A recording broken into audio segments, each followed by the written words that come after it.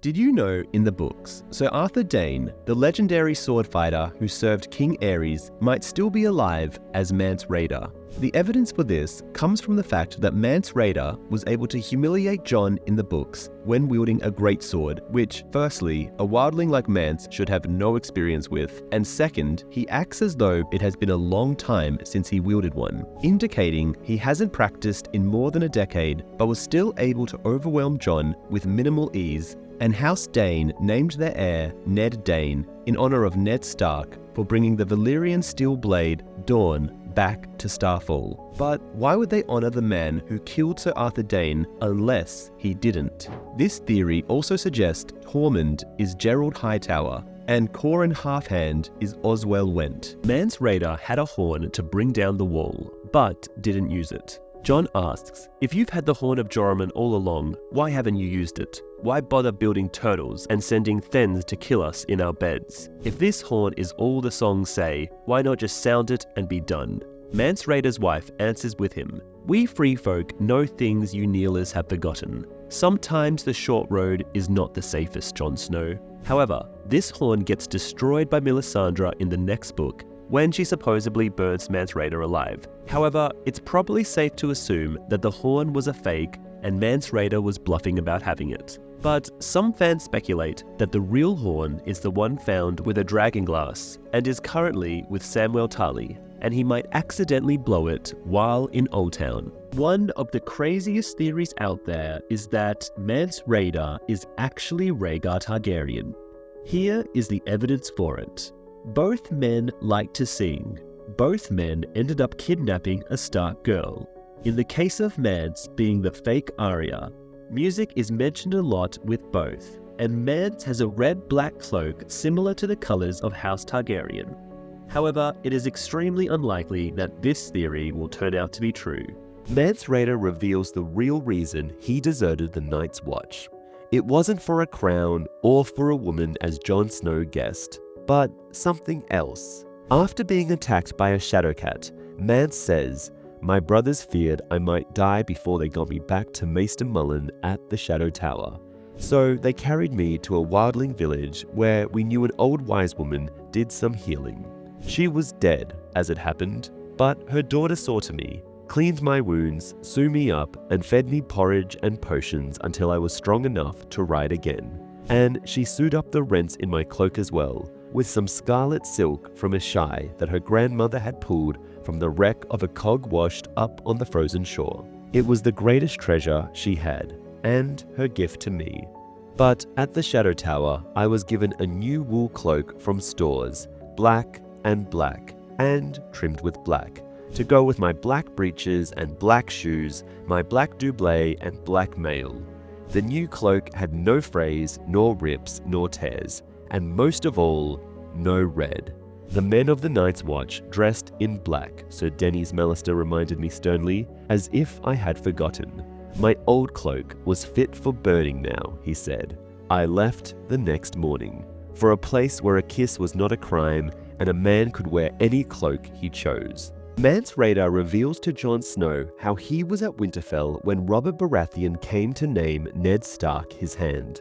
I wanted to see this, Robert, with my own eyes, king to king, and get the measure of your Uncle Benjen as well. He was First Ranger by then, and the bane of all my people. So I saddled my fleetest horse and rode. But, Jon objected, the wall. The wall can stop an army, but not a man alone. I took a lute and a bag of silver, scaled the ice near Long Barrow, walked a few leagues south of the New Gift, and bought a horse. All in all, I made much better time than Robert, who was traveling with a ponderous great wheelhouse to keep his queen in comfort. A day south of Winterfell, I came up on him and fell in with his company. Free riders and hedge knights are always attaching themselves to a royal processions, and my lute gained me an easy acceptance. Despite liking Mance Rayder, Jon Snow was prepared to kill him to end the war, and more importantly, protect his family in Winterfell.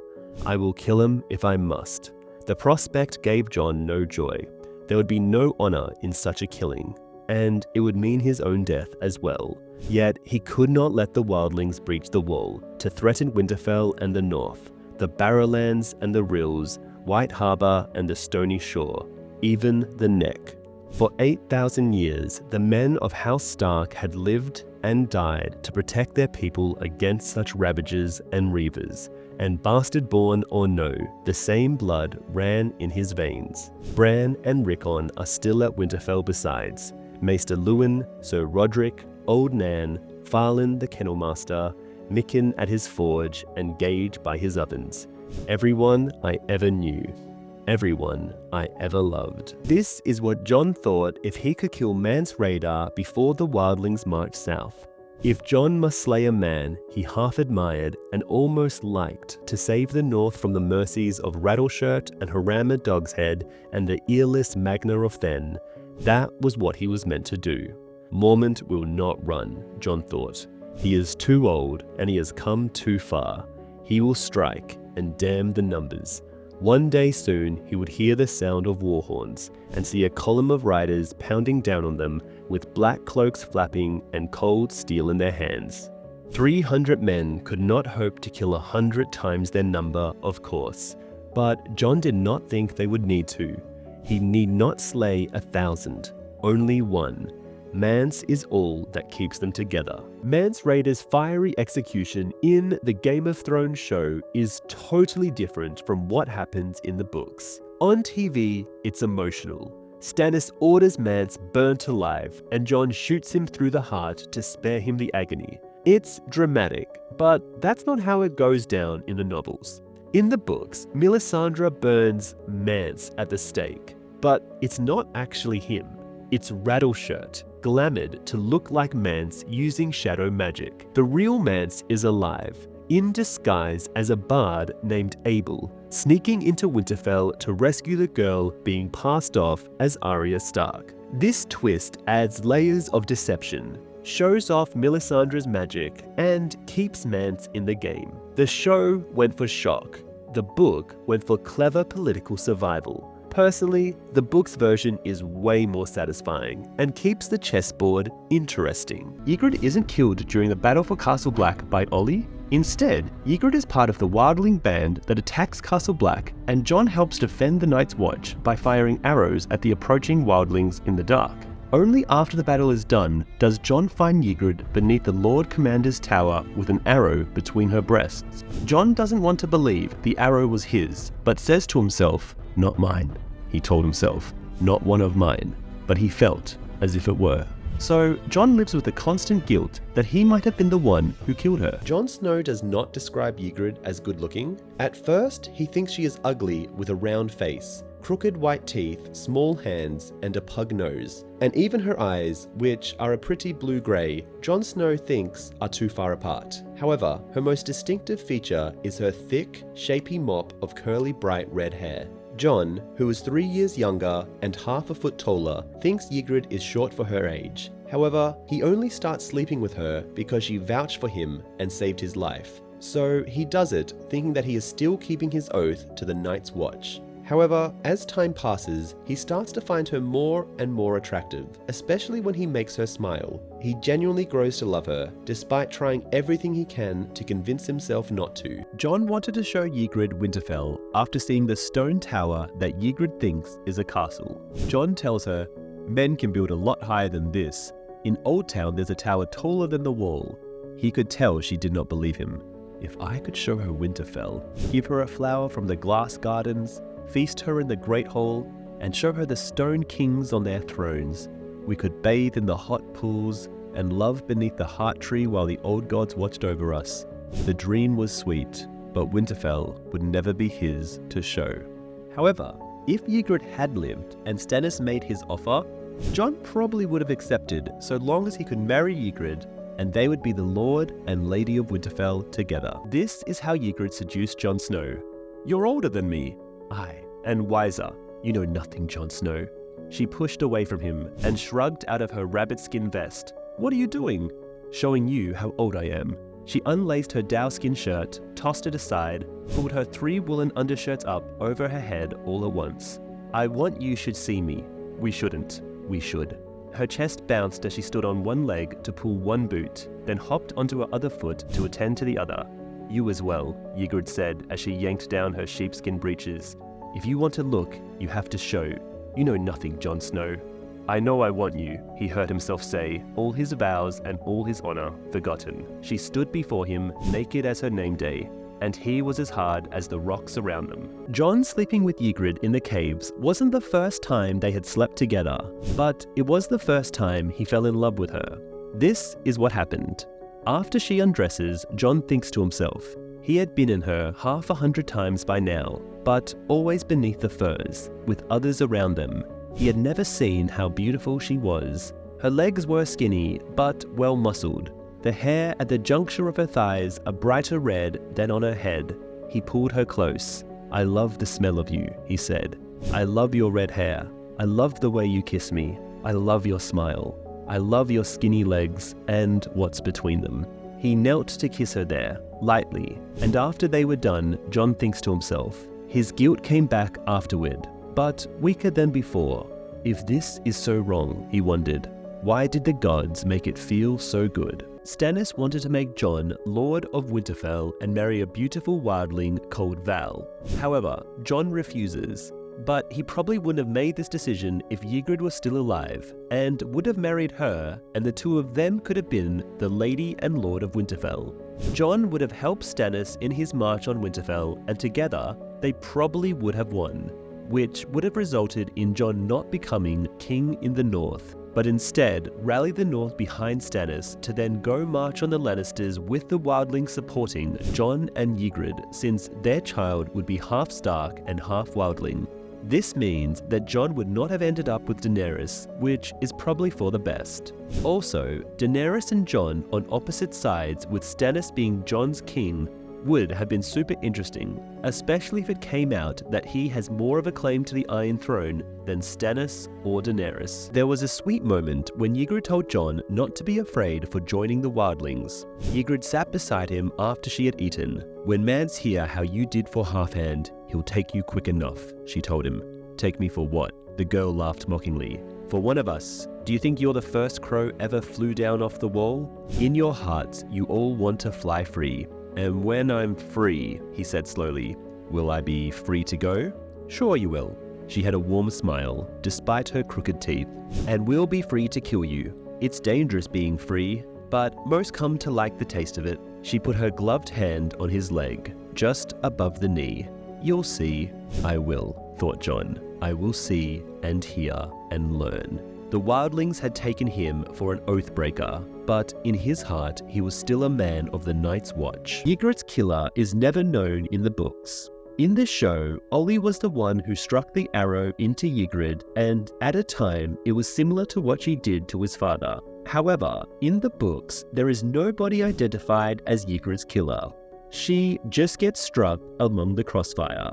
However, Jon Snow might have been the one to loose the arrow that killed her. Even though he checked to make sure it wasn't his own arrow, he used a bunch of different arrows during the battle. Did Jon Snow get Ygritte pregnant, and did Ygritte it? Jon and Ygritte had many times in the books, and so, logically, he probably should have gotten her pregnant. However, Jon was adamant he didn't want to father a bastard and even dreams of telling Ygritte this. It's interesting to note that Tormund also says, "You're bastard born yourself, and if Ygritte does not want a child, she will go to some woods witch and drink a cup of moon tea. You do not come into it once the seed is planted." This shows the Wildlings clearly did have access to drinks that could babies. So maybe Jon could have ended up fathering a bastard, but Ygritte took care of it without ever telling him. In the books, she had no idea he was planning to betray them. Kit Harington and Rose Leslie, who met playing Jon Snow and Ygritte on Game of Thrones, took their on-screen romance into real life. They married on June 23, 2018 at Ward Hill Castle, Leslie's family home in Scotland. Wanting their co-stars to attend, Harington asked HBO to pause filming for the big day. "I'm getting married, and it's your fault actually," he joked to producers. The star-studded wedding, though grand, was a rare public moment for the otherwise private couple. Jon claims he never stole Ygritte, but she says otherwise. Ygritte insisted, Like the night you stole me, the thief was bright that night. I never meant to steal you, he said. I never knew you were a girl until my knife was at your throat. If you kill a man and never meant, he's just as dead, Ygritte said stubbornly. Jon had never met anyone so stubborn, except maybe for his little sister, Arya. Is she still my sister? He wondered. Was she ever? He had never truly been a Stark. Only Lord Eddard's motherless bastard, with no more place at Winterfell than Theon Greyjoy. And even that he'd lost. When a man of the Night's Watch said his words, he put aside his old family and joined a new one. But Jon Snow had lost those brothers too. Ygritte cried at the top of the wall, not from fear, but from failure. I almost fell, she said, with tears in her eyes. Twice, thrice, the wall was trying to shake me off. The worst is behind us, Jon tried to sound confident. Ygritte slammed her hand into his chest. I wasn't frightened. You know nothing, Jon Snow. Why are you crying then? Not for fear. She kicked savagely at the ice beneath her with a heel. I'm crying because we never found the Horn of Winter.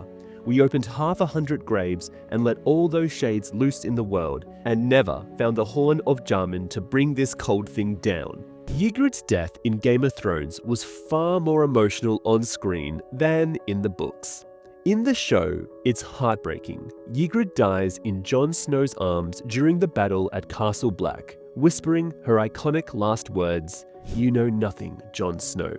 It's raw, tragic, and gave us one of the series' most unforgettable goodbyes. But in the books, it's colder, grittier, and far more brutal. Ygritte is hit by an arrow during the chaos, and Jon only finds her body later, already dead. There are no final words, no dramatic reunion, just silence and snow. It's a moment that perfectly captures George R.R. Martin's style. Love doesn't always get closure. Honestly, while the book stays true to its harsh realism, the show's change also worked. That emotional punch landed and gave Jon and Ygritte the goodbye they deserved. There's no guarantee that the Children of the Forest created the White Walkers like in the show. Firstly, the White Walkers in the books are more complex than just being ice zombies, and there even appears to be a White Walker woman who activated the Winterfell weirwood thousands of years ago. It's also interesting to note that the others are said to have been in Westeros before the first men, as per the World of Ice and Fire. The history of the Stormlands stretches back to the Dawn Age, long before the coming of the first men. All Westeros belonged to the elder races, the Children of the Forest and the Giants, and some say the others, the terrifying White Walkers of the Long Night. Instead, the White Walkers might just be humans who had to adapt to living in the land of always winter. It is Sir Alistair Thorne of the Night's Watch who goes to King's Landing hoping to bring attention to the return of the others. Sadly, he could only meet with Tyrion Lannister instead of Joffrey, who offered him some hungry mouths from King's Landing as potential recruits. Do you think I sailed all the way from Eastwatch by the Sea to be mocked by the likes of you? He fumed, blocking the way. This is no jape. I saw it with my own eyes, I tell you, the dead walk. You should try to kill them more thoroughly, Tyrion replied. When Thorne couldn't get closer to Tyrion, he shouted, "You are a fool, imp." Despite his jabs, Tyrion actually did consider the threat of the dead after traveling to Castle Black earlier, but had a hard time fully believing it. Sadly, the rotten hand Alistair brought with him had melted, because Tyrion made him wait a long time before seeing him out of spite. There is a Wildling princess called Val that even many High Lords in Stannis' army are trying to marry because she is so beautiful. When Stannis offers Jon Winterfell, he does it on the condition that Jon also marry Val to unite the Wildlings to his cause. Having to marry Val makes the offer that much more tempting, but he still refuses. However, Val even invites Jon to try and steal her away from her tower that Stannis keeps her, which is the Wildling tradition of making someone your wife. She is actually the one who Jon sends to find Tormund and bring his Wildling forces through the wall. And after Jon hopefully gets resurrected in the books, it remains to be seen what will happen to Val. Jon Snow, accompanied by Lord Commander Jorah Mormont and fellow brothers of the Night's Watch, venture beyond the Wall on a mission to investigate the strange occurrences in the north and to search for Benjen Stark. They hope to discover more about the growing threat of the White Walkers. Upon reaching the outpost known as Craster's Keep, the group encounters Craster, an unsavory wildling who takes multiple wives, many of whom are his own daughters. The Night's Watch seeks shelter and information from him. Craster informs them that Mance Rayder, the king beyond the wall, is uniting the Wildlings. While the information is valuable, Jon and his comrades are deeply disturbed by Craster's ways. Gilly tells the Night's Watch how grateful she is for Craster's protection, but Jon Snow is only angered by this, and Jorah has to lecture him outside about learning how to lead. The others are tall and gaunt, with flesh pale as milk. They have cold blue eyes that have been described as burning like ice, or being as bright as blue stars. Others have pale blue blood and shiny bones like milk glass. The others wear delicate, reflective camouflaging armor that shifts in color with every step. According to the comic book artist Tommy Patterson, Martin told him that the reflective camouflaging armor is able to pick up the images of the things around it like a clear, still pond. The others appear to be superior swordsmen wielding thin crystal swords. The pale swords are extremely sharp, capable of moving through ringmail as if it is silk. When the sword touches a steel blade, only a high, thin sound similar to an animal screaming in pain can be heard, and shatters the opposing steel blade. The wall stretches for 300 miles and is approximately 700 feet tall. It is made of solid ice, stone, and earth, and can be seen for miles around. It appears grey or blue, depending on the weather and time of day. The top is wide enough for a dozen mounted knights to ride abreast, and it is thicker at the base. The wall is straight, like a sword from Castle Black to Eastwatch by the Sea, but runs like a snake between Castle Black and the Shadow Tower. The Night's Watch raised 19 castles to guard the 100 leagues of the wall, although they never manned more than 17 at one time. Over the last 300 years, as the manpower of the watch has dropped, the top of the wall is studded with catapults, cranes, and trebuchets, but most have been dismantled for repair and never reassembled after being frozen in ice. In George's original outline, Catelyn, Bran, and Arya Stark had to flee north of the wall after Winterfell was taken by Tyrion. There, they would have fallen into the hands of Mance Rayder, the king beyond the wall, and get a dreadful glimpse of the inhuman others as they attack the Wildling encampment. Bran's magic, Arya's sword needle, and the savagery of their direwolves will help them survive, but their mother Catelyn will die at the hands of the others, which is kind of like her becoming Lady Stoneheart in A Feast for Crows. Bran would probably go off to the cave to become the Three-Eyed Crow, and Arya might bring him there, similar to Mira, and then go back to the wall, where, in George's original outline, her and Jon would have potentially ended up together after the reveal of his parentage. The battle for the wall went on for weeks, and not just one day like in the show. At first, the free folk bring in a ram. However, the Black Brothers on the wall rain down arrows and spiked steel upon them, until the giants who had been carrying the ram are dead or unable to go on, giving the day's victory to the Night's Watch. However, eventually the giants below manage to break the outer door of studded oak of the gate. The giant Mag crawls through, withstanding the arrows and reaching the iron gate. We see this in the show. It is after this that Aemon informs Jon that command has passed to him.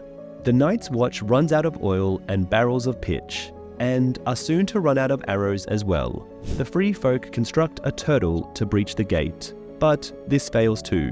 Only then is Jon forced to go out and parley. The giants don't have kings, as Jon finds out when he sees his first giants. Jon saw one of the giants coming up on them that looked older than the rest. His pelt was grey and streaked with white, and the mammoth he rode, which was larger than any of the others, was grey and white as well. The giant's lips split apart to reveal a mouth of huge square teeth, and he made a sound half rumble. After a moment, Jon realized he was laughing. Afterward, Jon asks, "Was that their king?" But Tormund Giantsbane tells him, "Giants have no king." No more in mammoth stew, nor snow bears. That was Mag the Mighty. You can kneel to him if you like, he won't mind. I know your kneeler's knees must be itching, for want of some king to bend to. Watch out he don't step on you though. Giants have bad eyes, and might be he wouldn't see some little crow all the way down there by his feet. The Thenns are completely different compared to the show, where they are portrayed as savage cannibals who even Tormund had a problem with. In the books, however, they happen to be the more civilized tribe with better access to weapons, more obedient followers, and they also have laws and lords in their valley. They are even considered closer to the people south of the Wall than any other wildling group, a far cry from crow-eating savages. A tradition with wildlings is that they don't name their newborns until they turn 2 years old. The main reason is that it is considered unlucky to name them before then, likely due to the harsh conditions beyond the Wall causing infant mortality. So while Gilly's son is named Sam in the show, in the books he is still nameless. In fact, Gilly's son is referred to as a monster, as a milk name by Val. Is it possible that the Wall blocks off warging? Jon Snow stated he felt no connection with ghosts when he climbed the walls with the Wildlings. Jon Snow states as much. Gods, woof, where have you been? I thought you died on me, like Robb and Ygritte and all the rest. I've had no sense of you, not since I climbed the wall, not even in dreams. More evidence for this comes when Orell's eagle burns while close to the wall, which Melisandre claims she did, but was actually done by the wall. Maybe this is why the others need the wall to come down, because like Jon and Bran, they warg not animals, but corpses. And while the wall stands, the White Walker's army of the undead cannot cross it. So they either have to go around it, underneath it, or have part of it destroyed. Before men built castles, before dragons flew, there were the children of the forest. Small, ancient, magical beings who lived in harmony with nature. They carved faces into trees, wielded mysterious powers, and when the first men came, they fought. Then allied. Together, they built the wall. But their most fateful act, creating the Night King. In their desperation to survive, they made a monster. The children vanished from the world, but their legacy shaped everything. Magic, prophecy, the war between light and dark. Without them, there is no Westeros. Anyway, subscribe for more.